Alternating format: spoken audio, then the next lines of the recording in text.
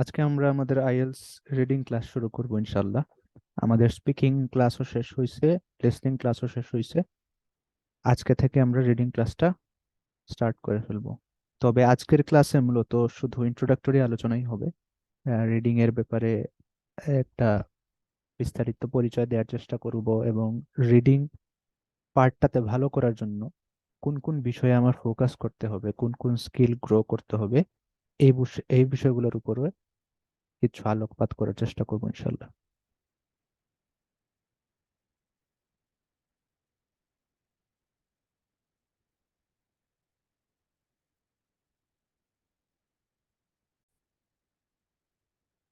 তাহলে শুরু করা যাক। আইএলস রিডিং এর ফরম্যাট, প্রথমে আমরা আইএলস রিডিং এর ফরম্যাটটা নিয়ে আলোচনা করে ফেলবো ইনশাল্লাহ। অর্থাৎ আইএলস রিডিং এর এক্সামটা কিভাবে হয়।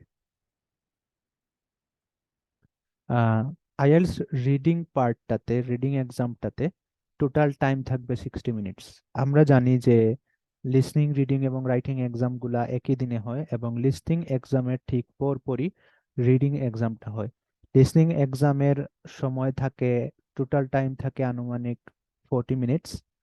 আর রিডিং পার্টটায় টোটাল টাইম থাকে আনুমানিক 60 মিনিটস। আসলে এটা আনুমানিক না, এক্স্যাক্টলি 60 মিনিটসই থাকে। তবে এর চাইতে একটু বেশি সময় চলে যায়, কারণ তারা প্রশ্ন দেয়, তারপর আবার প্রশ্ন নেয়। তবে আপনাকে মিনিমাম তারা 60 মিনিটস দিবে প্রশ্নগুলা রাখার, প্রশ্নের উত্তর লেখার জন্য। Number of questions 40, each question is worth 1 mark. Listening এর মতো 40টা কোয়েশ্চেন থাকবে, প্রত্যেকটা কোয়েশ্চেনের মান থাকবে 1। অর্থাৎ এইখানেও ম্যাথমেটিক্যাল মার্কিং সিস্টেম। যদি কারেক্ট হয় তাহলে হবে মার্ক আপনি পেয়ে যাবেন, আর যদি ভুল হয় তাহলে মার্ক পাবেন না। লিসনিং এ আমরা দেখছিলাম যে মোট 4টা সেকশনে প্রশ্ন আসতো। আমাদের একাডেমিক রিডিং এ প্রশ্ন আসবে 3টা পার্টে বা 3টা সেকশনে। এই 3টা সেকশনে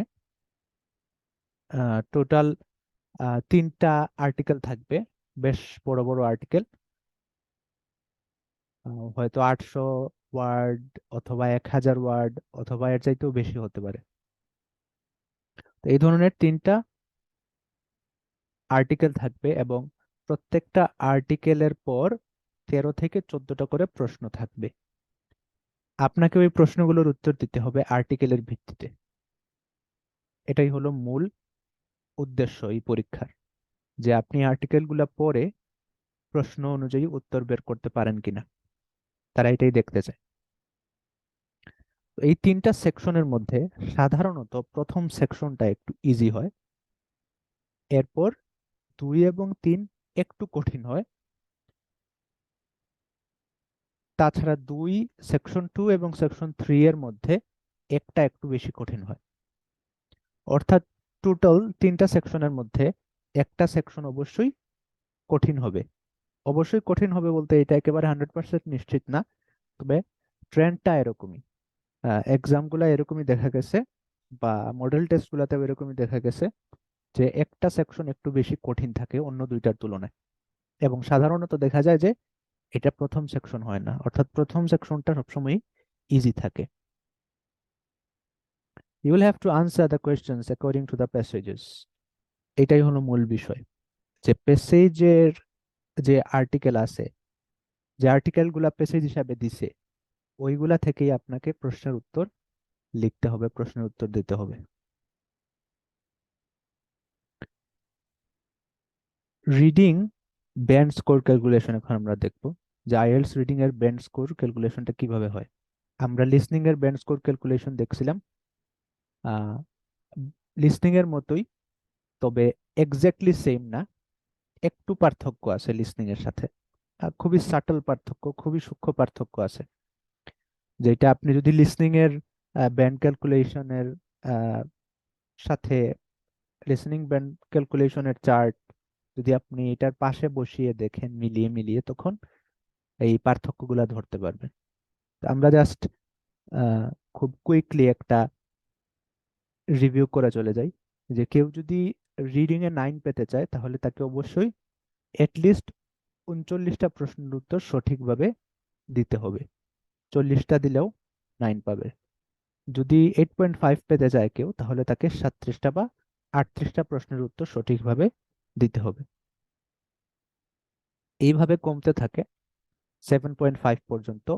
বাট 7-এ আসার পর দেখা যায় যে 30 থেকে 32, অর্থাৎ 30 দিলেও 7, 31, 30 পেলেও 7, 31 পেলেও 7, আবার 32 পেলেও 7। একইভাবে 6.5-এও 27 পেলেও 6.5, 28 পেলেও 6.5, 29 পেলেও 6.5। এবং 6-এ দেখা যাচ্ছে যে রেঞ্জটা আরেকটু বড় হয়েছে, 23, 24, 25, 26। 23 থেকে 26-এর মধ্যে যেটাই পাবেন আপনাকে ধরা হবে যে আপনি 6 পেয়েছেন। তো এটা খুবই সংক্ষেপে আমরা রিডিং এর ব্যান্ড স্কোর ক্যালকুলেশনটা দেখলাম। এখন আমরা আনসার শিটটা দেখব, মডেল আনসার শিট বা স্যাম্পল আনসার শিট। ফাইনাল এক্সামে লিসনিং এর মতো রিডিং এও আনসার শিট থাকবে। তবে লিসনিং এ আপনি যখন প্রশ্নের উত্তরগুলা দিবেন তখন আনসার শিটে লেখা খুব ভালো আইডিয়া না। লিসনিং এ যখন আপনি আনসার করবেন তখন প্রশ্নের মধ্যেই আনসারগুলা দাগিয়ে ফেলতে হবে, বা ওইটাই বেটার। এবং তারাও বলে যে প্রশ্নের মধ্যে অবশ্যই আপনি আগে দাগাবেন, শেষের 10 মিনিটে আপনি ওইগুলা উত্তরপত্রে ট্রান্সফার করবেন। বাট রিডিং এর ক্ষেত্রে প্রশ্নের মধ্যে দাগানোটা গুরুত্বপূর্ণ না। তবে হ্যাঁ, আমরা প্রশ্নের মধ্যে দাগাতে পারবো, এটার অনুমতি আছে এবং এটা আমরা করব ইনশাল্লাহ। কেন করব? কারণ এটা করলে আমাদের জন্য প্রশ্ন উত্তরগুলা সলভ করা ইজিয়ার হবে, আরো বেশি সহজ হবে। এবং আমরা চাইলে একই সাথে প্রশ্নের মধ্যে দাগিয়ে দাগিয়ে উত্তরগুলা প্রশ্নপত্র এই আনসার শিটে তুলে ফেলতে পারি, আবার চাইলে আনসার শিটে পরে তুলতে পারি। তবে সাথে সাথে তুলে ফেলাটাই ভালো, যেহেতু এখানে আলাদা করে আনসার শিটে তোলার জন্য টাইম দেওয়া হবে না। পরবর্তীতে আপনার কোনো কারণে প্রেসার লাগতে পারে, আপনার যদি টাইম ম্যানেজমেন্টে ঝামেলা হয়ে থাকে। এখানে আমরা দেখতে পাচ্ছি যে কয়েকটা বিষয় আছে।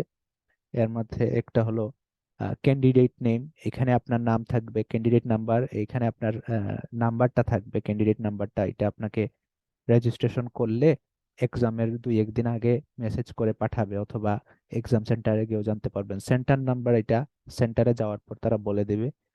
এরপর test module, academic or general training. আমরা যেহেতু একাডেমিকের জন্য পড়তেছি, তো আমরা তো একাডেমিকই দিব। এরপর এবং শেষে ডেট।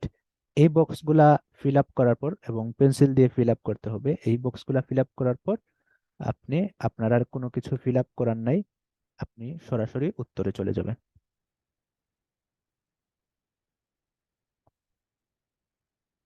Reading question types.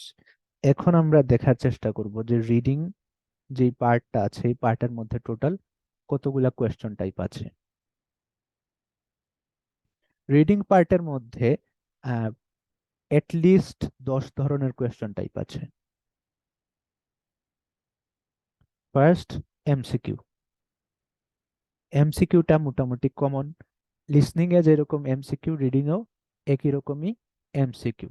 পার্থক্য এটাই যে লিসনিং এ আপনাকে শুনে শুনে এমসিকিউ নির্ধারণ করতে হয়, বাট রিডিং এর ক্ষেত্রে আপনি প্যাসেজ থেকে পড়ে পড়ে এমসিকিউ এর জন্য সঠিক উত্তরগুলো আপনি নির্ধারণ করতে পারবেন।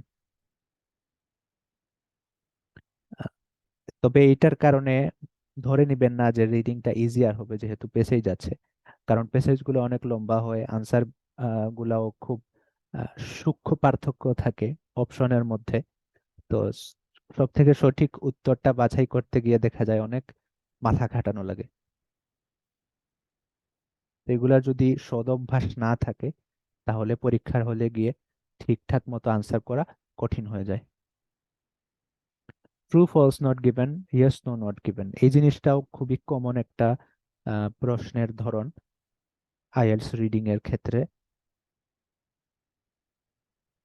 আহ, সাধারণত আমরা ট্রু ফলস যখন করে আসছি স্কুল কলেজে, তখন আমরা শুধু ট্রু এবং ফলস এই দুইটা অপশনই দেখছি। বাট আইএলটিএস রিডিং এ আমরা দেখতে পারবো যে ট্রু ফলস ছাড়াও আরেকটা অপশন আছে, নট গিভেন। এই নট গিভেন অপশনের জন্য কিন্তু পুরো টেস্টটা একটু বেশি কঠিন হয়ে যায়। কারণ নো এবং নট গিভেন এর মধ্যে পার্থক্য অনেক সময় খুব সূক্ষ্ম থাকে, খুবই সাটল পার্থক্য থাকে। ওই জিনিসটা ধরতে না পারলে আমাদের ভুল হয়ে যায়। তো আমরা ইনশাল্লাহ এটা নিয়ে ডিসকাস করব, আলোচনা করব কিভাবে আমরা সঠিক সবচাইতে সঠিক সিদ্ধান্তগুলো নিতে পারি। ম্যাচিং ইনফরমেশন, এটা হচ্ছে একটু ডিফারেন্ট। লিসনিং এর ম্যাচিং ইনফরমেশনের মতো না। এখানে মূলত আহ, আপনাকে কিছু ইনফরমেশন দেওয়া থাকবে, এবং আপনাকে প্যাসেজ পড়ে পড়ে বের করতে হবে যে এই ইনফরমেশন গুলা প্যাসেজের কোন পার্টে বা কোন প্যারাগ্রাফে আছে। আমরা ইনশাল্লাহ যখন স্যাম্পল দেখবো তখন আরো ভালোভাবে বুঝতে পারবো। এরপরে আছে ম্যাচিং ফিচার্স। এই জিনিসটা অনেকটা লিসনিং এর ম্যাচিং ইনফরমেশনের মতো। অর্থাৎ একটা বক্স থাকবে এবং কিছু অপশন দেওয়া থাকবে, কিছু কোয়েশ্চেন দেওয়া থাকবে। ওই কোয়েশ্চেন গুলার সাথে ওই বক্সের অপশন গুলা আপনি মিলাবেন। যেই কোয়েশ্চেনের সাথে যেই অপশন মিলবে ওইটাই আপনি প্রশ্নের উত্তরের জায়গায় বসিয়ে দেবেন। এবং ওইটা আপনাকে করতে হবে প্যাসেজের তথ্যের সাথে মিল রেখে, প্যাসেজের ভিত্তিতে। ম্যাচিং হেডিংস, অনেকগুলা হেডলাইন দেওয়া থাকবে, হেডলাইনের একটা লিস্ট দেওয়া থাকবে, এবং আপনাকে প্যাসেজের বিভিন্ন প্যারাগ্রাফের জন্য কোন হেডিংটা সঠিক ওইটা বের করতে হবে। কোন হেডিংটা মানানসই, কোন হেডলাইনটা মানানসই ওইটা আপনাকে বের করতে হবে। আর প্রত্যেকটা কোয়েশ্চেন টাইপে আমরা যখন স্যাম্পল কোয়েশ্চেন দেখবো তখন আমাদের জন্য আরো ক্লিয়ার হবে ইনশাল্লাহ। আমি জাস্ট ওভারঅল একটা আলোচনা করে চলে যাচ্ছি এখন। ম্যাচিং সেন্টেন্স এন্ডিংস, এই জিনিসটা অনেকটা ম্যাচিং ফিচার্স এর মতো বা ম্যাচিং ইনফরমেশনের মতো, যে সেন্টেন্সের দুই ধরনের সেন্টেন্স থাকবে, লিস্ট থাকবে। আহ, প্রথম এক লিস্টে থাকবে সেন্টেন্সের প্রথম অংশ, আর একটা লিস্টে থাকবে সেন্টেন্সের শেষ অংশ। তো কোন এই যে সেন্টেন্সের প্রথম অংশের লিস্টের কোন কোয়েশ্চেনের সাথে সেন্টেন্সের শেষের অংশের লিস্টের কোন কোয়েশ্চেন মিলে ওইটা আমাকে প্যাসেজের ভিত্তিতে বের করতে হবে। সেন্টেন্স কমপ্লিশন, এটা হলো ফিল ইন দ্য ব্ল্যাঙ্কস এর মতো। অর্থাৎ আমাকে একটা সেন্টেন্স দেওয়া হবে, ওই সেন্টেন্সের মধ্যে গ্যাপ থাকবে। ওই গ্যাপের মধ্যে হয়তো দুইটা তিনটা অথবা একটা শব্দ বসাতে হবে প্যাসেজের ভিত্তিতে, প্যাসেজ থেকে। এরপরে আছে notes, summary, table and flow chart. এই জিনিস, এই চারটা প্রশ্নের ধরন একই ক্যাটাগরিতে রাখা হয়েছে, যদিও তাদের মধ্যে সামান্য কিছু পার্থক্য আছে। একই ক্যাটাগরিতে রাখার কারণ হলো ওভারঅল বিবেচনা করলে এই চারটা কোয়েশ্চেন টাইপের মধ্যে অনেক বেশি মিল আছে। এই জন্য আমরা এগুলা একই দিনে পড়ার চেষ্টা করব, একই সাথে আলোচনা করার চেষ্টা করব।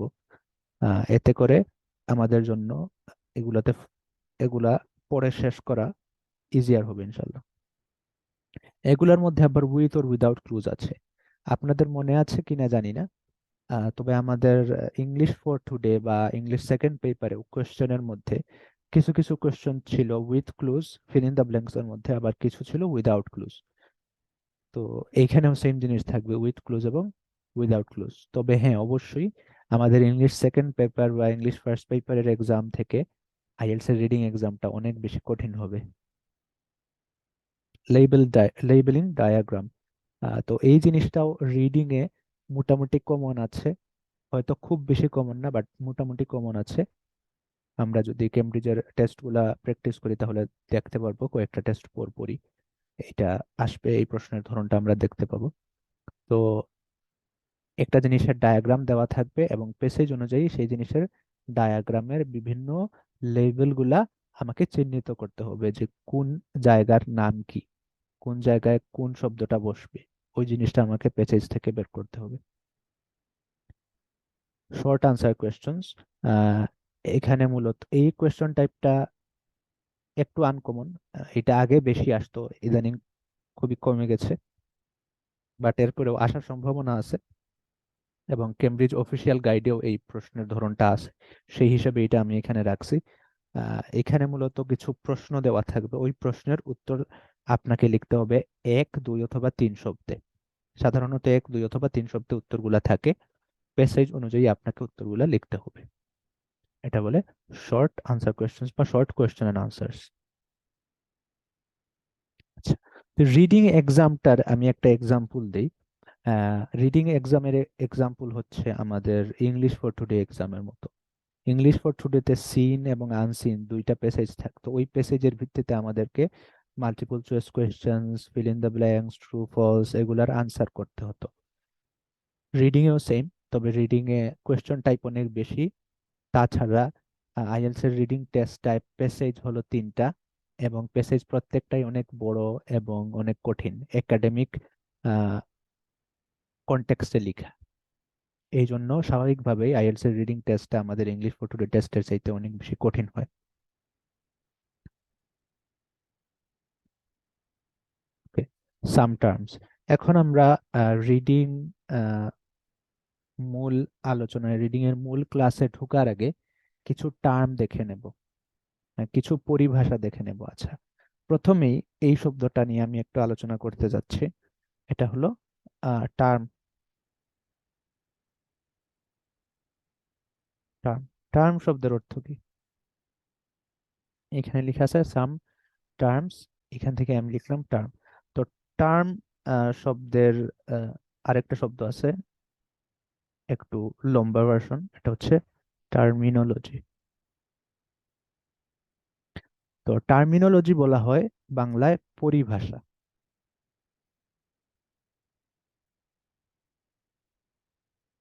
পরিভাষা, পরিভাষা কি?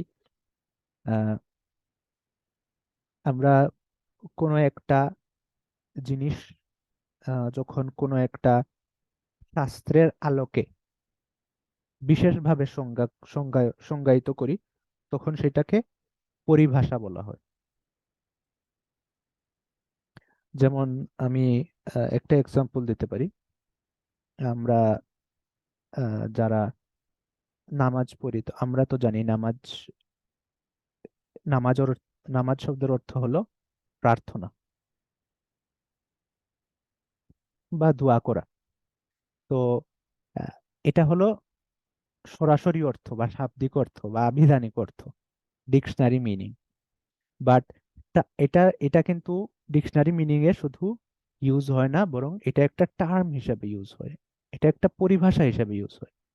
পরিভাষা হিসাবে ইউজ হয় কিভাবে? আমরা নামাজ বলতে কিন্তু যে কোনো প্রার্থনাকেই বুঝাই না, বরং নামাজ বলতে একটা নির্দিষ্ট প্রার্থনাকে বোঝাই, আহ যেটা আমরা তাকবীর দিয়ে শুরু করি, মাঝে কিছু সময় দাঁড়াই, সেজদা দেই, এরপর আবার সালাম দিয়ে শেষ করি। তো এই যে একটা শব্দের আহ দুই ধরনের মিনিং থাকতে পারে, বা আরো কয়েক ধরনের মিনিং থাকতে পারে। আমরা দুই ধরনের মিনিং দেখতেছি, একটা হলো আহ শাব্দিক অর্থ বা ওয়ার্ড মিনিং, ডিকশনারি মিনিং, আর একটা হলো টার্মিনোলজিক্যাল মিনিং বা পরিভাষা। তো এখানে আমরা চেষ্টা করব রিডিং সাবজেক্টের সাথে সম্পর্কিত কিছু টার্ম নিয়ে আলোচনা করার। এমন কিছু টার্ম, এমন কিছু পরিভাষা, যেই পরিভাষাগুলো জানলে আমাদের জন্য রিডিং পার্টটা ঠিকঠাক ভালোভাবে আনসার করা ইজি হবে। প্রথমেই হলো রিডিং। তো রিডিং পার্টের জন্য রিডিং বিষয়টা সবার আগে জরুরি, এটা তো বলার অপেক্ষা রাখে না। আহ তো রিডিং বলতে আসলে কি বোঝায়? খুব সহজ বাংলায় আমরা যদি বলি, তাহলে রিডিং মানে হচ্ছে পাঠ করা। আচ্ছা, এটা তো একটু কঠিন বাংলা হয়ে গেল। সহজ বাংলায় বললে আমরা কি বলতে পারি? পড়া। হ্যাঁ, আচ্ছা, এটা কিন্তু ডয় শূন্য র। অর্থাৎ আস্তে ধীরে অথবা পূর্ণ মনোযোগ নিয়ে পুরোপুরি একটা বিষয় পড়াকে রিডিং বলা হয়। এরপরে আছে স্কিমিং। স্কিমিং হচ্ছে খুব দ্রুত একটা জিনিস পড়ে ফেলা, খুবই দ্রুত। মনে করেন আপনাকে একটা প্রবন্ধ দেয়া হলো, আপনি খুব দ্রুত এটা পড়ে ফেললেন, পড়ে এটার ওভারঅল আইডিয়া বোঝার চেষ্টা করলেন। প্রত্যেকটা বিষয় আপনি বুঝতে চাচ্ছেন না, বরং ওভারঅল এই লেখা দিয়ে কি বোঝানো হচ্ছে সেইটা আপনি ধরার চেষ্টা করলেন। এটাকে বলা হয় স্কিমিং। আর একটা হলো স্ক্যানিং। স্ক্যানিং হচ্ছে যখন নির্দিষ্ট কোনো তথ্য বের করার উদ্দেশ্যে আপনি রিডিং করেন, নির্দিষ্ট কোনো তথ্য বের করার উদ্দেশ্যে আপনি স্কিমিং করেন, তখন ওইটাকে বলা হয় স্ক্যানিং। অর্থাৎ ফর এক্সাম্পল অ্যান্টিভাইরাস কম্পিউটারে কি করে, স্ক্যানিং করে কিসের জন্য, ভাইরাস বের করার জন্য। তো সে যখন কোনো ভাইরাস পায় তখনই সে থেমে যায় এবং ওইটাকে আহ, চিহ্নিত করে ওইটাকে ডিলিট করার চেষ্টা করে, ওইটাকে আহ, ধ্বংস করার চেষ্টা করে। স্ক্যানিং জিনিসটাও সেম। মনে করেন আমাকে বলা হলো এই পেসেজ থেকে এই তথ্যটা বের করব, আমি পেসেজটা পড়বো, তবে একেবারে রিডিং পড়বো না, একেবারে ধীরে সুস্থে পড়বো না, প্রত্যেকটা পয়েন্ট আমার জানার দরকার নাই, হ্যাঁ ওভারঅল আইডিয়াটাও বের করার দরকার নাই, বরং আমাকে একটা নির্দিষ্ট জিনিস বের করতে হবে, ওই জিনিসটা বের করার উদ্দেশ্যে আমি পড়বো, এবং আমার মাথায় সবসময় থাকবে যে ওই জিনিসটা পেলেই আমি আমার ফোকাস বাড়িয়ে দেব এবং ওই জিনিসে আমি ফোকাস নিয়ে যাব। এইটা করার সিস্টেম হচ্ছে বা এইটাকে বলা হয় স্ক্যানিং। এরপরে আছে ইনফারেন্স। ইনফারেন্স হচ্ছে আহ, অজানা বিষয় থেকে একটা সিদ্ধান্তে পৌঁছা, বা আহ, আপনার হাতে কিছু ক্লু আছে, পুরো ইমেজ নাই, আপনি ওই ক্লু গুলার ভিত্তিতে একটা ইমেজ দাঁড় করালেন, বা আপনি একটা আন্ডারস্ট্যান্ডিং দাঁড় করালেন। এটা আমরা ইনশাল্লাহ ডিটেলস আরেকটু পরে দেখব। এবং রিজনিং। রিজনিং হচ্ছে যুক্তির ব্যবহার। এগুলো আমরা ডিটেলস পরবর্তী স্লাইডগুলোতে পাবো ইনশাল্লাহ, এখানে ডিটেলস আলোচনা করতেছি না। এরপরে আছে স্পিকার মিনিং, লিসনার মিনিং। এখানে আরো একটা পয়েন্ট উল্লেখযোগ্য, এটা হলো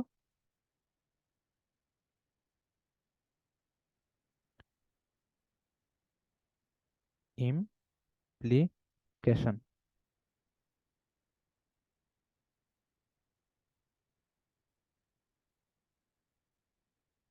এই জিনিসটাও আমাদের জন্য জানা জরুরি। ইমপ্লিকেশন শব্দটার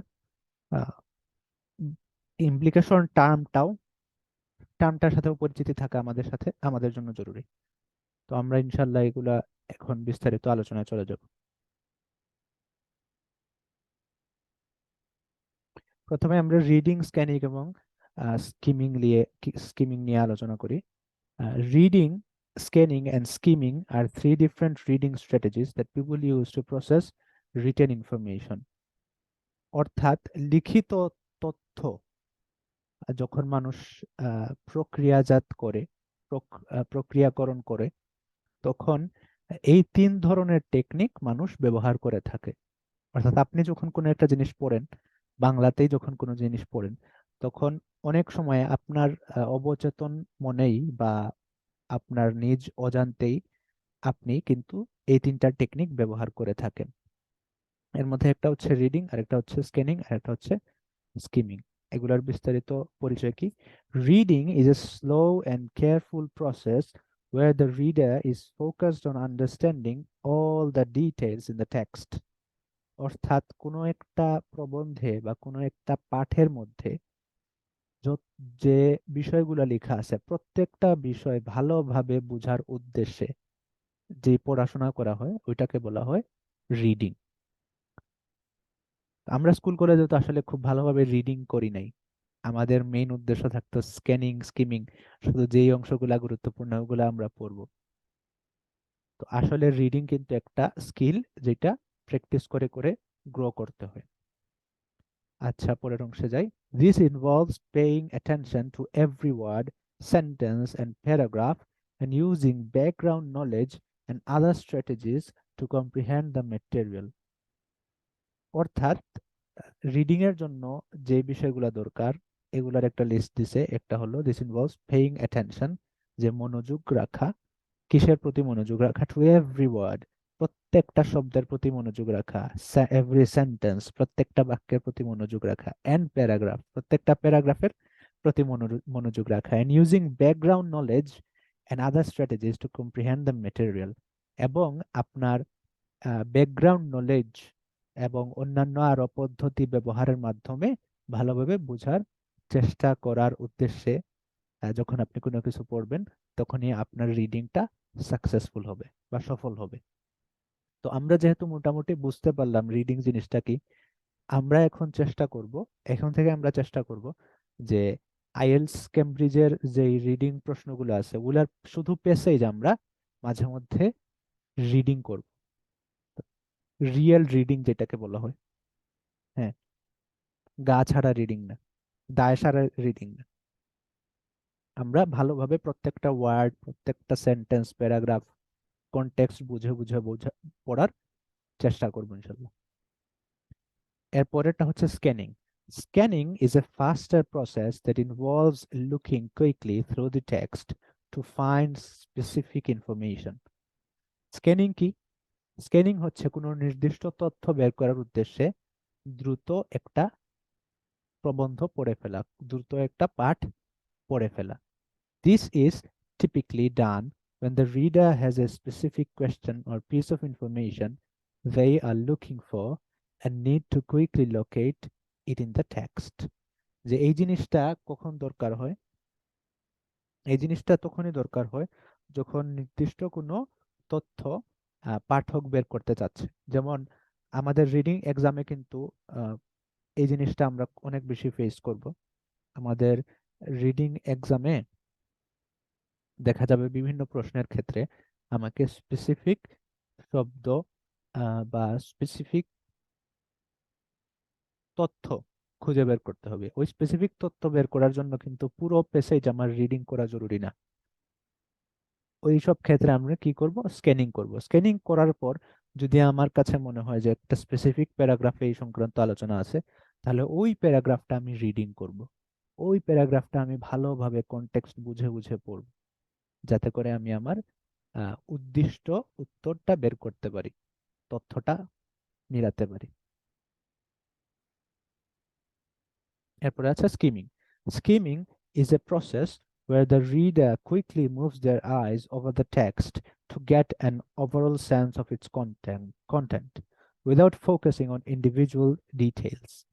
অর্থাৎ স্কিমিং এমন একটা পদ্ধতি, এমন একটা প্রক্রিয়া, যে প্রক্রিয়ার মাধ্যমে একজন পাঠক খুব দ্রুত পুরো পাঠের উপর একবার চোখ বুলিয়ে নেয় এবং কোনো স্পেসিফিক, কোনো নির্দিষ্ট ডিটেইল, কোনো নির্দিষ্ট জায়গাতে সে আলাদা বিশেষ মনোযোগ দেয় না। তার মনোযোগটা থাকে সামগ্রিক। সে বুঝার চেষ্টা করে কি নিয়ে আলোচনা হচ্ছে, সে বুঝার চেষ্টা করে যে কোন জায়গায় কোন বিষয়ের আলোচনা আছে। এবং স্কিমিং জিনিসটা কিন্তু আমরা লিসনিং এর এমসিকিউ সলভ করতে গেলে কাজে লাগাতে পারি। কারণ এমসিকিউ সলভ করতে গেলে, লিসনিং এর এমসিকিউ সলভ করতে গেলে দেখা যায় স্পিকারের আলোচনা শোনা, একই সাথে স্পিকারের আলোচনা শোনা এবং এই এমসিকিউ এর অপশন গুলোর প্রতি মনোযোগ ধরে রাখাটা কঠিন হয়ে যায়। তখন স্কিমিং এর যে স্কিল, এটা যদি আমরা ডেভেলপ করতে পারি, তাহলে এই জিনিসটা আমাদের জন্য করা ইজিয়ার হয়ে যাবে। Skimming can help the reader determine whether the text is relevant to their needs and what kind of information it contains. যে স্কিমিং করলে লাভ কি হবে? স্কিমিং করলে মূলত আমি একটা আইডিয়া পেয়ে যাব যে যেই অংশটা আমি পড়লাম বা স্কিম করলাম, দেখলাম, ওই অংশটা কি আমার জন্য প্রাসঙ্গিক কিনা। যদি মনে হয় প্রাসঙ্গিক তাহলে ওইটাতে আমি ঢুকবো, যদি মনে হয় প্রাসঙ্গিক না তাহলে ওইটাতে আমি ঢুকবো না। In summary, reading is for comprehension and understanding. যে যদি সার কথা বলতে হয় তাহলে reading is for comprehension and understanding. যে রিডিং এর উদ্দেশ্যটা হচ্ছে কম্প্রিহেনশন এন্ড আন্ডারস্ট্যান্ডিং। কম্প্রিহেনশন মানেই বোঝা, আন্ডারস্ট্যান্ডিং মানেও বোঝা।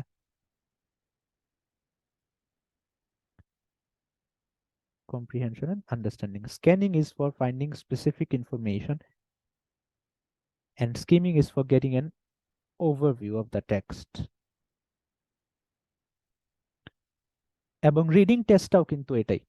রিডিং টেস্টে মূলত দেখা হয় কি, যে আপনার রিডিং কম্প্রিহেনশন কেমন, আপনি কোনো একটা পাঠ থেকে স্পেসিফিক ইনফরমেশন বের করতে পারেন কিনা,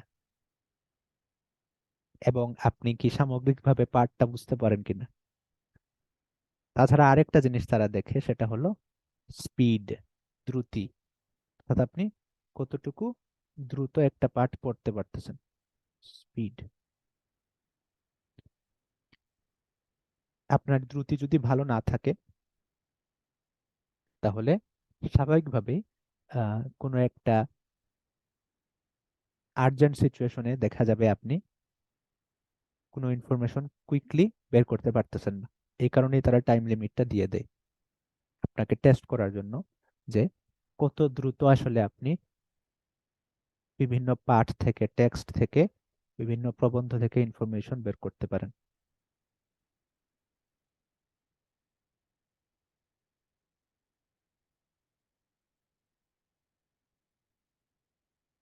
এখন আমরা দেখব ইনফারেন্স কি। Inference is the process of drawing a conclusion or making a reasonable assumption based on evidence or information that is available. In other words, it's making an educated guess based on what is known. তো এই জিনিসটাই হলো মূল কথা, educated guess. যে inference কি? Inference হচ্ছে আহ, একটা অনেকগুলা তথ্য আছে এবং আহ, ওই তথ্যগুলার ভিত্তিতে আমি আরো একটা তথ্য বের করতেছি, ওইটাকে বলা হয় ইনফারেন্স। যেমন খুবই ইনফারেন্সের খুবই কমন একটা এক্সাম্পল আমি আপনাদের সাথে শেয়ার করি। A equal to B, B equal to C, তাহলে সি ইকুয়াল টু কি হবে?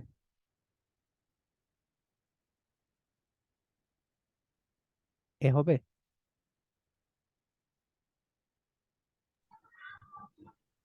উম, না ভাইয়া, কেন? আমার তো মনে হচ্ছে না এটা হবে। আচ্ছা, এখানে আমরা দেখতেছি এ ইকুয়াল টু বি, অর্থাৎ এ আর বি সমান। হ্যাঁ, আর এখানে আমরা দেখতেছি B equal to C, B আর সি সমান। A equals to B, B equals to C, তাহলে তাহলে তো এ এবং সি সমান, ঠিক না? Yes, হ্যাঁ yes. হ্যাঁ হ্যাঁ, হ্যাঁ হ্যাঁ এ ঠিক আছে। এবং সি সমান। তো এই যে উপরের দুইটা তথ্য, এই তথ্য আমাকে দেওয়া আছে, বাট নিচের এই তথ্যটা আমাকে দেওয়া নাই। আমি এটা কিভাবে বের করছি? ইনফারেন্সের মাধ্যমে বের করছি। Inference is the process of drawing A conclusion, একটা উপসংহারে পৌঁছা, or making a reasonable assumption based on evidence or information that is available. In other words, is making an educated guess based on what is known.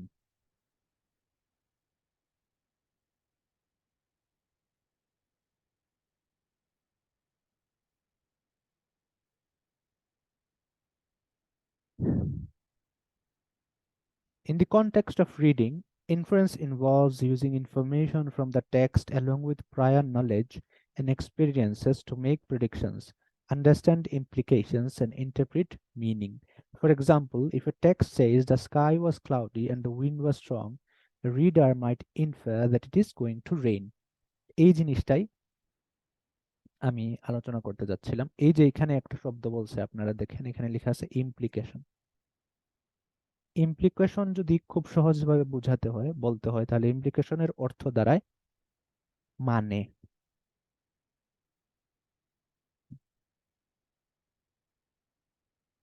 অর্থাৎ কেউ যদি বলে, এখানে তারা example দিয়ে দিছে যে কেউ যদি বলে দ্য স্কাই ওয়াজ ক্লাউডি, যে আকাশ মেঘলা ছিল, and the wind was strong, এবং বাতাস অনেক শক্তিশালী ছিল, তাহলে এইটা থেকে হয়তো লেখক ইমপ্লাই করতে চাচ্ছে, অর্থাৎ বুঝাতে চাচ্ছে যে বৃষ্টি হতে পারে।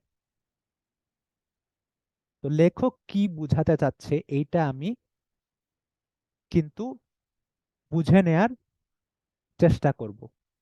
লেখক সরাসরি আমাকে না বললেও আমি বুঝে নেয়ার চেষ্টা করব।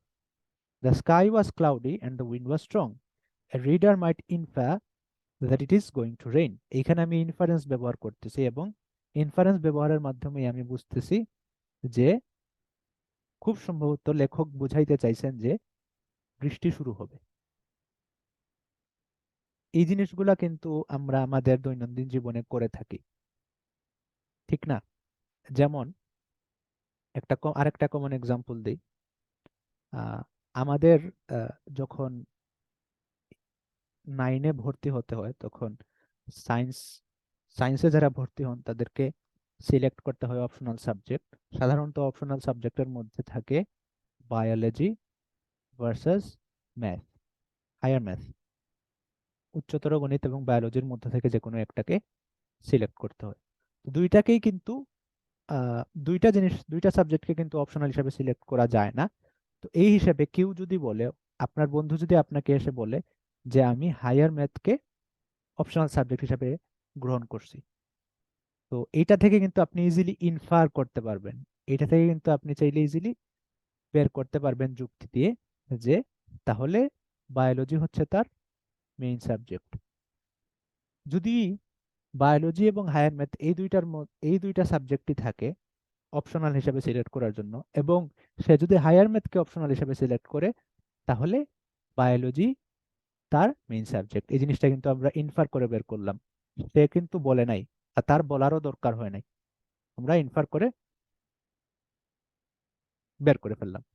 একইভাবে ইমপ্লিকেশন শব্দ কি, অর্থাৎ আহ, একজন ব্যক্তি কি বোঝাতে যাচ্ছে এইটাকে ইমপ্লিকেশন বলা হয়। এটার একটা এক্সাম্পল দিই, মজার একটা এক্সাম্পল আছে। মনে করেন আপনি কারো বাসায় গেলেন, গিয়ে বসলেন, কিন্তু আপনি উঠতেছেন না তার বাসা থেকে। সে আপনাকে নাস্তা দিতেছে, চা দিতেছে, হ্যাঁ, কিন্তু 2 ঘন্টা হয়ে গেছে, 3 ঘন্টা হয়ে গেছে, আপনি শুধু আড্ডাই দিতেছেন, উঠার কোনো নামগন্ধ নাই, রাতও হয়ে গেছে 12টা। তারপর আহ আবার যিনি মেজবান, যার বাসায় গেছেন, উনিও খুব ভদ্র, উনিও কিছু বলতেছেন না আপনাকে। হঠাৎ উনি উঠে বললেন, ঠিক আছে ভাই, খুব খুশি হলাম আসলেন, সামনে আবারও আসবেন। তো উনি কিন্তু ডাইরেক্ট বলতেছেন না আপনাকে আপনি চলে যান, ঠিক আছে? উনি কি করতেছেন? উনি ইমপ্লাই করতেছেন, উনি বুঝাতে চাচ্ছেন, উনার কথার মানে দাঁড়াচ্ছে যে আপনি যেন এখন চলে যান। উনি ভদ্র দেখে সরাসরি বলতে পারতেছেন না, এই জন্য উনি কি এমন ভাবে বলতেছেন যেই বলা থেকে আপনাকে ইনফার করতে হবে, আপনাকে যুক্তি খাটিয়ে বুঝে নিতে হবে যে উনি আসলে কি বুঝাতে চাচ্ছেন। তো এই জিনিসটা কিন্তু রিডিং এক্সামেও আমরা অনেক দেখতে পারবো, যে হয়তো রিডিং এর একটা প্যাসেজে লেখক যেটা বুঝাইতে চাইছে ওইটা আমরা সঠিকভাবে ধরতে পারিনি, এর ফলে আমার উত্তরেও ভুল হয়ে যাবে। এই কারণে ইনফারেন্স এবং ইমপ্লিকেশন নিয়ে আলোচনা, কারণ এই বিষয়গুলো যদি আমাদের মোটামুটি ক্লিয়ার থাকে তাহলে ইনশাল্লাহ আনসার বের করার স্ট্র্যাটেজি বুঝাও আমাদের জন্য ইজিয়ার হবে।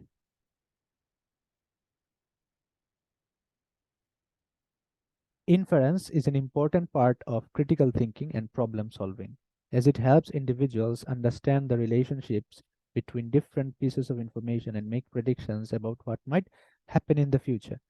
It also allows individuals to fill in the gaps in information that may not be explicitly stated। এই জিনিসটা যে ইনফারেন্স যদি কারো ভালো থাকে তাহলে কি হয়, it also allows individuals to fill in the gaps in information that may not be explicitly stated। explicit মানে ক্লিয়ারলি, অর্থাৎ অনেক সময় কিন্তু আমরা আমাদের কথাবার্তা ক্লিয়ারলি বলি না, আনক্লিয়ার থাকে। যেমন কারো বাথরুমে চাপ দিল, তো সে বলবে কি, আমি প্রকৃতির ডাকে সাড়া দিতে যাচ্ছি। তো এই জিনিসটা কিন্তু ক্লিয়ার কোনো কথা না। আগে থেকে যদি এই জিনিসটা আপনি না জানেন, তাহলে আপনি কিন্তু বুঝতে পারবেন না সে কি বুঝাতে চাচ্ছে। সে আসলে বুঝাতে চাচ্ছে যে তার ওয়াশরুমে যাওয়া দরকার। তো আপনার যদি ইনফারেন্স এবিলিটি ভালো থাকে, আপনি যদি মানুষ কি বুঝাতে চায়, মানুষ কি ইমপ্লাই করতে চায়, কি ইমপ্লিকেশন করতে চায়, ওইটা যদি আপনি বুঝতে পারেন ভালোভাবে, ওটা যদি আপনি ভালোভাবে ইনফার করতে পারেন, তাহলে কিন্তু আপনি ইজিলি বুঝতে পারবেন যে না, তাকে এখন ছেড়ে দেওয়া দরকার, তার ওয়াশরুমে যাওয়া দরকার। একইভাবে হয়তো সে প্রকৃতির ডাকে সাড়া আহ, দিতে যা- দিতে যেতে যাচ্ছে এটা বললো না, সে অন্য কিছু বলতে পারে, সে বলতে পারে যে আমার পেটে চাপ দিছে। এটা থেকেও কিন্তু আপনাকে বুঝতে হবে, আপনি যদি ভুল বুঝেন তাহলে কিন্তু আহ দুর্ঘটনা ঘটে যেতে পারে। পেটে চাপ দিয়ে দেওয়ার কথা বলার পর আপনি যদি মনে করেন যে তার পেটে ব্যথা হচ্ছে, এবং আপনি যদি ডাক্তার হন এবং তাকে চেক আপ করা শুরু করেন, তাহলে ওই অবস্থাটা কিন্তু একটু অকওয়ার্ড হয়ে যাবে, অস্বস্তিকর হয়ে যাবে। তো এই জন্য আমাদের ইনফারেন্স এবিলিটি আমাদের গ্রো করতে হবে। বিশেষ করে যেহেতু আমরা রিডিং এক্সামের জন্য প্রিপারেশন নিচ্ছি, এই জন্য রিডিং এর ক্ষেত্রে যে এই যে ইনফারেন্স গুলা দরকার, বুঝা, ওইগুলা আমাদেরকে বুঝার চেষ্টা করতে হবে। এই জন্য রিডিং বাড়াতে হবে এবং লজিক ইউজ করতে হবে, রিজনিং ইউজ করতে হবে, আস্তে আস্তে যেন আমরা বুঝতে পারি যে কোন কোন বিষয়গুলো আমাদের মাথায় রাখতে হবে আহ, লেখকের কথাকে ব্যাখ্যা করার জন্য বা লেখকের কথাকে ইন্টারপ্রিট করার জন্য।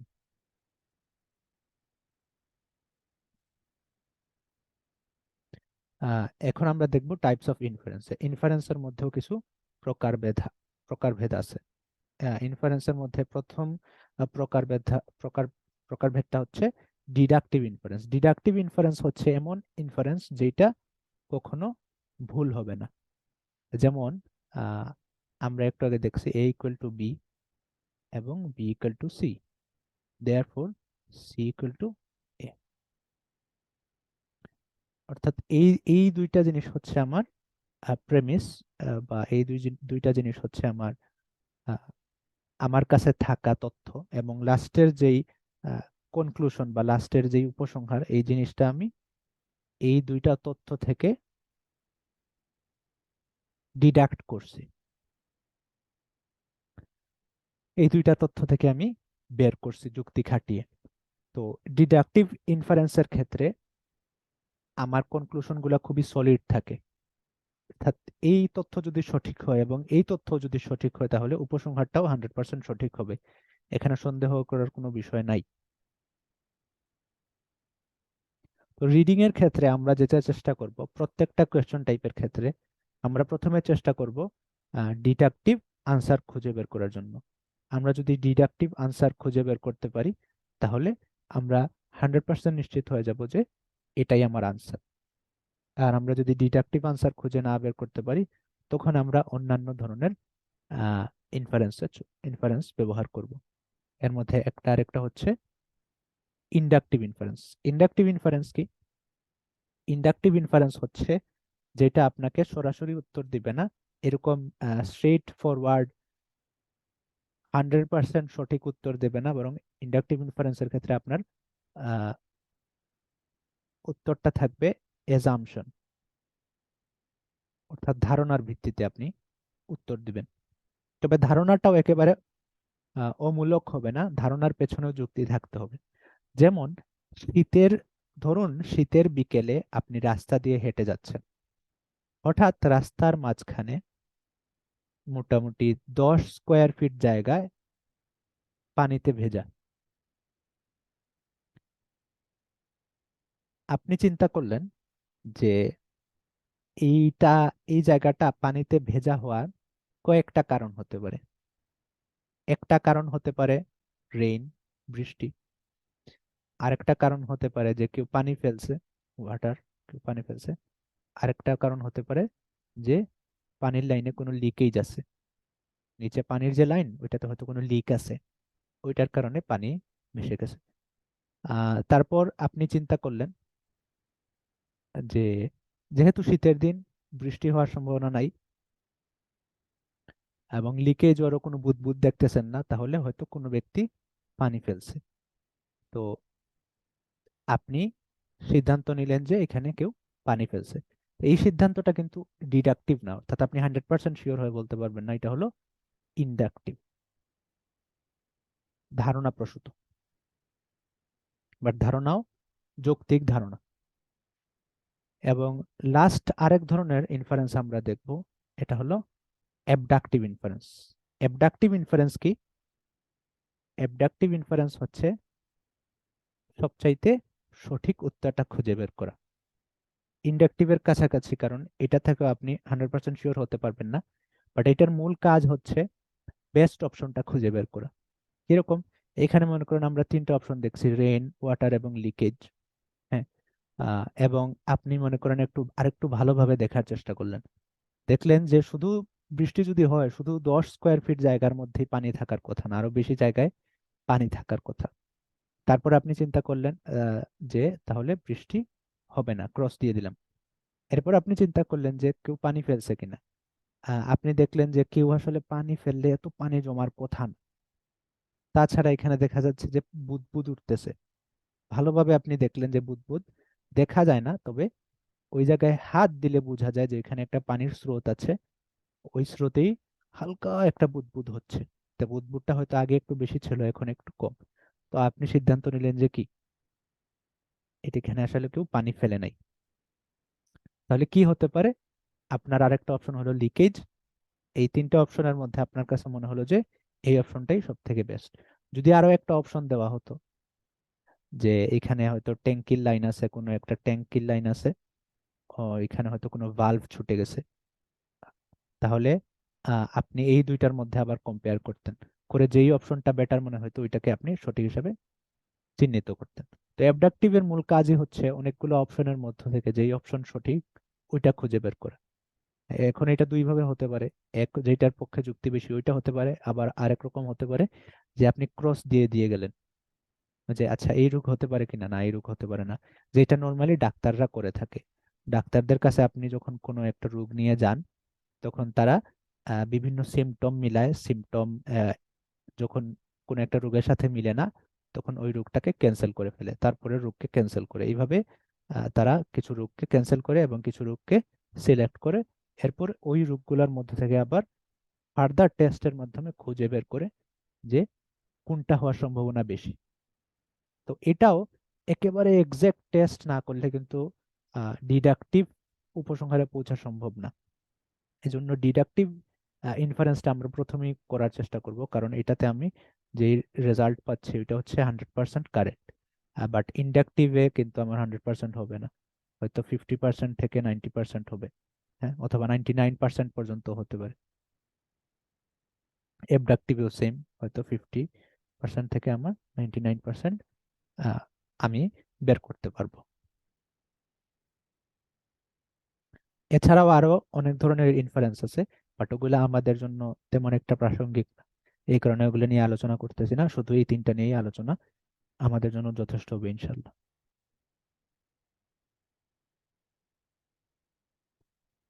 রিজনিং, এখন আমরা আলোচনা করব রিজনিং নিয়ে। রিজনিং মানে কি? রিজনিং মানে যুক্তির ব্যবহার, বিবেকের ব্যবহার, আমাদের আকলের ব্যবহার। The connection between reason and speech is often close in many languages, including Arabic, as the ability to think logically and rationally is often seen as an important component of effective communication. এটা মূলত chat জিপিটির একটা আহ, লেখা। Chat জিপিটিকে আমি প্রশ্ন করছিলাম যে আরবিতে মানুষকে বলা হয় হাইওয়ান নাতিক। তো এই নাতিক শব্দ, হাইওয়ান মানে হলো প্রাণী, আর নাতিক শব্দের অর্থ কি, এটা আমি জিজ্ঞেস করছিলাম। যে নাতিক শব্দের অর্থ দুইটা হয়, হ্যাঁ, একটা অর্থ হলো বক্তা, আর একটা অর্থ হলো আহ, যৌক্তিক। তো মানুষ কিন্তু দুইটাই, মানুষ কিন্তু কথাও বলতে পারে, আবার মানুষ যুক্তিও করতে পারে। তো এই কারণে আমি চিন্তা করতেছিলাম যে তাহলে এই দুইটার মধ্যে কি কোনো সম্পর্ক আছে কিনা, যুক্তি এবং কথার মধ্যে কোনো সম্পর্ক আছে কিনা, অর্থাৎ যুক্তি যদি কেউ ভালো পারে তাহলে সে কি ভালো কথাও বলতে পারবে কিনা। এইটা বের করতে গিয়ে আমি চ্যাট জিপিটি কে জিজ্ঞেস করলাম যে নাতিক শব্দের অর্থ কি, এবং আরবির সাথে, আরবির মধ্যে বা ভাষার মধ্যে যুক্তি এবং ভাষা, কথা বলা বা লিখার সম্পর্কটা আসলে কেমন। তখন সেই উত্তরটা দিল, The connection between reason and speech is often close in many languages, including Arabic. যে অনেক ভাষাতেই যুক্তি এবং কথা বা বক্তব্যের মিল খুবই গাঢ়, অনেক বেশি। As the ability to think logically and rationally is often seen as an important component of effective communication. কারণ আপনি ভালোভাবে চিন্তা করে দেখেন, আপনি যত যুক্তিযুক্ত চিন্তা ভাবনা করতে পারবেন, তত কিন্তু সহজে কমিউনিকেট করতে পারবেন, যোগাযোগ করতে পারবেন। আপনার যুক্তি যত ক্লিয়ার থাকবে, আপনি মানুষের কথাও তত ভালো বুঝতে পারবেন। আপনার যুক্তি যত ক্লিয়ার থাকবে, আপনি নিজের কথাও তত সহজে মানুষকে বোঝাতে পারবেন। In many cultures, the ability to reason and think critically is seen as essential for the proper understanding of language. যে অনেক কালচারে, অনেক সংস্কৃতিতে কিন্তু এটা একটা আহ, তাদের অংশ, সংস্কৃতির অংশ হিসাবে ধরা হয়, যে যেখানে যুক্তির ব্যবহারকে তারা ভাষার সাথে আহ, ওতপ্রোতভাবে জড়িয়ে ফেলছে। এবং যে যত ভালো যুক্তির ব্যবহার করতে পারে, দেখা যায় যে তার ভাষার ব্যবহার তত ভালো হয়, as well as for the ability to articulate one's thoughts and ideas clearly and effectively. When someone is said to have good natq in Arabic, it usually implies that they have a sharp mind and the ability to think critically and logically, which is often considered to be an important quality of for effective communication. যে যখন কোনো ব্যক্তির মধ্যে ভালো যুক্তি থাকে, তার reasoning ability ভালো থাকে, তখন দেখা যায় যে সে চিন্তাও করতে পারে যৌক্তিকভাবে, কথাও বলতে পারে যৌক্তিকভাবে, মানুষের কথা বুঝতেও পারে যৌক্তিকভাবে চিন্তা করার কারণে। সামগ্রিকভাবে দেখা যায় তার যোগাযোগের দক্ষতাটা বেড়ে যায়। In this sense, the connection between reason and speech in the meaning of the word natq highlights the difference of both critical thinking and effective communication in many cultures. Importance of reasoning.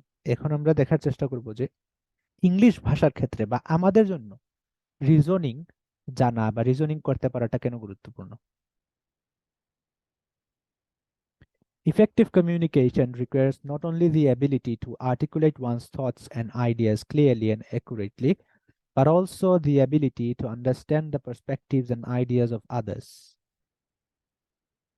অর্থাৎ কার্যকরী যোগাযোগ যদি আপনি করতে চান, communication যদি আপনি করতে চান, তাহলে ওইটার জন্য কিন্তু শুধু নিজের মত সুন্দরভাবে প্রকাশ করাই যথেষ্ট না, বরং অন্যের মতটাও বোঝা গুরুত্বপূর্ণ। নিজে কথা বললেন, বুঝাতে পারলেন খুব ভালো, বাট আরেকজনের কথা বুঝতে পারলেন না, কমিউনিকেশন তো হলো না। কমিউনিকেশন তো টু ওয়ে, দুই দিক থেকে হতে হয়, শুধু এক দিক থেকে হয় না, ঠিক না? ফর এক্সাম্পল, আইএলটিএস এর স্পিকিং টেস্টে আপনাকে যখন প্রশ্ন করবে, তখন আপনি প্রথমে প্রশ্নগুলো বুঝতে হবে। না বুঝে যদি আপনি উত্তর দেন, আপনি খুব সুন্দর উত্তর দিলেন, দেখা যাবে প্রশ্নের সাথে প্রাসঙ্গিক হচ্ছে না, আপনি আনসার মার্ক পাবেন না। একইভাবে আপনি প্রশ্ন বুঝলেন খুব ভালো, বাট উত্তর দিতে পারতেছেন না, ওইখানেও কিন্তু মার্ক পাবেন না, কারণ কমিউনিকেশন হচ্ছে না। রিডিং আপনি পড়তে পারেন ভালো, কিন্তু আপনি তথ্য বের করতে পারেন না ভালোভাবে, তো ওই জিনিসটা তো দেখা যাবে আপনি রিডিং টেস্টে করতে পারতেছেন না, তথ্য বের করতে পারতেছেন না, আনসার বের করতে পারতেছেন না, তো কমিউনিকেশন তো থেমে গেল। আর তার মানে বোঝা গেল আপনার রিডিং এর মধ্যেও কমতি আছে। And to engage in logical and critical thinking in order to effectively convey one's own ideas. By having strong reasoning and critical thinking skills, individuals are better equipped to analyze information, understand complex ideas, and effectively communicate their own thoughts and opinions. যে আসলে reasoning skill ভালো থাকলে কি হয়, ভালো যুক্তি করতে পারলে, মাথা ভালোভাবে খাটাতে পারলে কি হয়, যে ইনফরমেশন সহজে অ্যানালাইজ করা যায় বা বিশ্লেষণ করা যায়। এটা কিন্তু আমাদের রিডিং এর জন্য গুরুত্বপূর্ণ। তথ্য যদি আমি ভালোভাবে বিশ্লেষণ করতে না পারি, তাহলে সঠিক উত্তর আমি বের করতে পারবো না। Understand complex ideas. অনেক সময় কিন্তু বিভিন্ন প্রবন্ধে কমপ্লেক্স আইডিয়া নিয়ে আলোচনা করা হয়, ওই জিনিসটা কিন্তু আমি বুঝতে পারবো না, কারণ হয়তো ওই জিনিসটা আমি আমার জীবনে এর আগে শুনি নাই। আমি আইএলটিএস এর টেস্টে গিয়ে প্রথম এই বিষয়টা শুনতেছি, পাইতেছি, তখন আমি তো বুঝতে পারবো না যদি আমার রিজনিং ভালো না হয়। And effectively communicate their own thoughts and opinions, যে নিজের চিন্তা ভাবনা এবং নিজের মতামত সুন্দরভাবে কার্যকরীভাবে প্রকাশ করার জন্য রিজনিংটা দরকার। Additionally, strong reasoning and critical thinking skills can also help individuals to avoid misunderstandings and effectively resolve conflicts that may arise during communication. তাছাড়া দেখা যায় যে যদি রিজনিং এবিলিটি ভালো থাকে, তাহলে মিসআন্ডারস্ট্যান্ডিংও কমে যায়। তো রিডিং পড়তে গিয়ে আপনার ভুল বোঝার সম্ভাবনাও কিন্তু কমে আসবে। আহ, আচ্ছা, এতটুক আলোচনা করার পর আপনার কাছে মনে হতে পারে, আচ্ছা রিজনিং তো অনেক গুরুত্বপূর্ণ, তাহলে আমাদের তো রিজনিং নিয়ে ক্লাস করা দরকার বা রিজনিং শেখা দরকার, যুক্তি শেখা দরকার। তো আপনারা জেনে খুশি হবেন যে এর আগেই যুক্তির আলোচনা হয়ে গেছে, কারণ ইনফারেন্স হচ্ছে যুক্তির বা রিজনিং এর খুব গুরুত্বপূর্ণ একটা টপিক। এটা আমরা মোটামুটি শেষ করে ফেলছি। যে তিন ধরনের ইনফারেন্সের মাধ্যমে, ডিডাকটিভ, ইন্ডাকটিভ আর অ্যাবডাকটিভ। তো এইগুলাকেই যদি আমরা কাজে লাগাতে পারি তাহলে এগুলাই আমাদের রিডিং এর জন্য এনাফ হবে ইনশাআল্লাহ।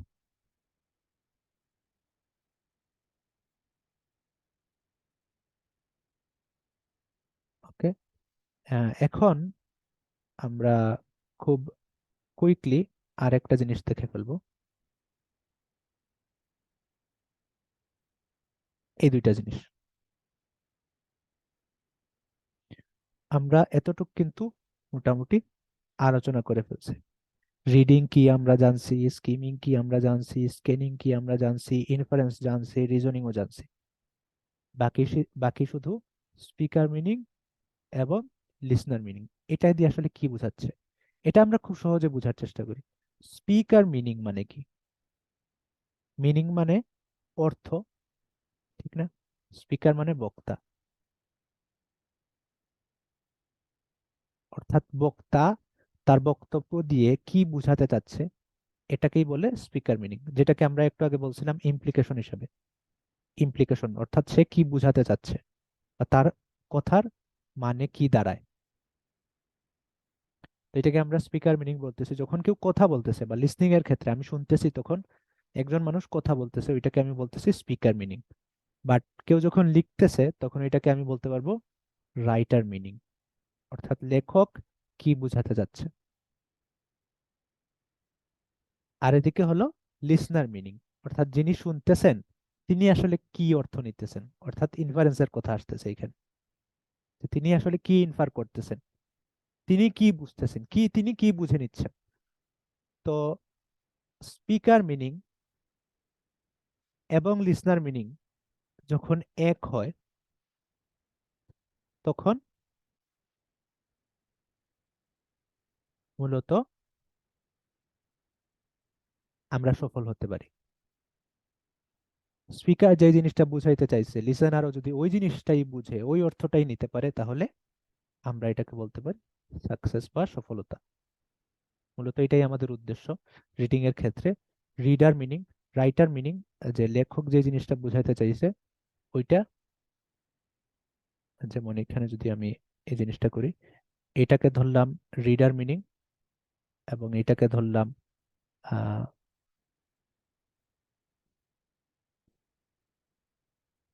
রাইটার মিনিং, এটাকে ধরলাম রাইটার মিনিং, এটাকে ধরলাম রিডার মিনিং। তো এই জায়গাটা হলো আমার উদ্দেশ্য, অর্থাৎ লেখক যে জিনিসটা বুঝাইতে পারছে রিডারও ওই জিনিসটাই বুঝতে পারছে, ওই যতটুকু বুঝতে পারবে ওইটাই সফলতা। এই কারণে আমাদের উদ্দেশ্য থাকবে যেটা বেস্ট, সেটা হলো এইরকম এরকম কিছু একটা করতে পারা।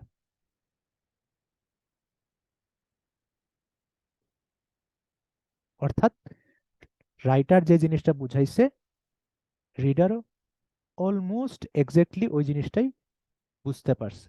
হ্যাঁ, একেবারে এক্স্যাক্টলি তো ওই জিনিসটাই বুঝতে পারবে না, বাট যত কাছাকাছি সম্ভব যাওয়ার চেষ্টা করতে হবে।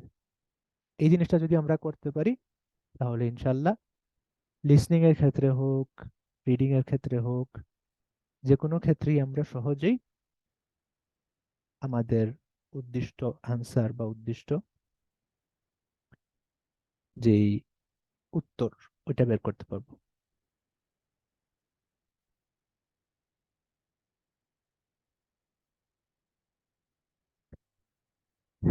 এখন খুব কুইকলি একটা জিনিস আলোচনা করে ফেলি। তো এমসিকিউ এর ক্ষেত্রে কিন্তু আমার কাছে অনেকগুলো অপশন আছে, ঠিক না? অপশনের ক্ষেত্রে আমরা কি করতে পারি? অ্যাবডাকটিভ রিজনিং ইউজ করতে পারি বা অ্যাবডাকটিভ ইনফারেন্স ইউজ করতে পারি। অ্যাবডাকটিভ ইনফারেন্স, কারণ অ্যাবডাকটিভ ইনফারেন্সে কি থাকে, অপশনগুলা থেকে আমাকে অপশন থেকে আমাকে সিলেক্ট করতে হয়। আহ, সেটা হোক কেটে কেটে অথবা সঠিক সব থেকে যৌক্তিক অপশন সিলেক্ট করার মাধ্যমে। তো এইখানের ক্ষেত্রে আমি ইউজ করতে পারি ডিডাকটিভ, ইউজ করার চেষ্টা করব। যদি ডিডাকটিভ ইউজ করে আমার কাজে না হয় তখন আমি ইনডাকটিভে যাব। ম্যাচিং ইনফরমেশন এগুলোর ক্ষেত্রেও আমি প্রথমে ডিডাকটিভ করার চেষ্টা করব, তারপর ইনডাকটিভ করার চেষ্টা করব। তো এই প্রত্যেকটা জিনিসের ক্ষেত্রেই এভাবে আমরা প্রত্যেকটা ক্লাসে আলোচনা করার চেষ্টা করব যে কোন ধরনের ইনফারেন্স করা দরকার, রিডিং স্ট্র্যাটেজি কোনটা ফলো করা দরকার, এবং আমাদের রিজনিং কেমন হওয়া দরকার। এই জিনিসগুলা বুঝে বুঝে যদি আমরা এটা শেষ করতে পারি, তাহলে আমার ধারণা, আমার বিশ্বাস, আমাদের রিডিং এর আইএলটিএস রিডিং এর প্রশ্নের উত্তর সলভ করাটা আরো সহজ হবে, আমাদের রেজাল্ট আরো বেটার হবে ইনশাল্লাহ। ঠিক আছে, আপনাদের যদি কোনো প্রশ্ন থাকে তাহলে করতে পারেন।